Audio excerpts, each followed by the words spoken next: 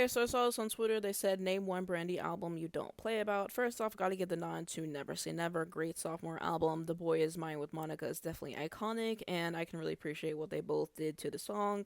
I also really love Angel in Disguise. That is a really great moment on the album for her as well. Then have to give the nod to songs like Almost Doesn't Count, which I think is a fine piece of work on this, and I just really love her vocal textures on the song overall. Definitely got to be one of my favorites on this album for sure. And then Put That on Everything is definitely a favorite for me as well. And yeah, lots of love about this album and one of the best sophomore albums ever. And there's a reason why it was so successful. And then last up, I'm going to give the nod to her Full Moon album. Her best album, in my opinion, a lot of people like to say, oh, it's pots and pans, it's electro R&B. You get it or you don't.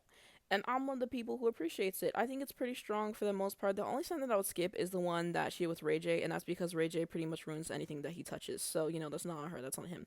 But, besides that, I think it's a pretty strong album. You have songs like It's Not Worth It, which I think is phenomenal. Full Moon, the song, is a really great piece. When You Touch Me is the best song on the album. The background vocals on that song alone, yup. It was something serious in the studio. All in Me, the way that the production switches up as well. He is a great gospel record on this album.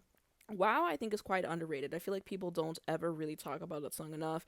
You have What About Us, which I just think is a really great way to, start off the era. So yeah, album deserved a lot more in my opinion for what it's worth, but what she did on this album, it's history. One of my favorite R&B albums of all time, her best album, and one that I'm not going to tolerate any slander for, and that's just period. So let me know your thoughts on this down below in the comments. Do you agree with me, and or do you disagree with me?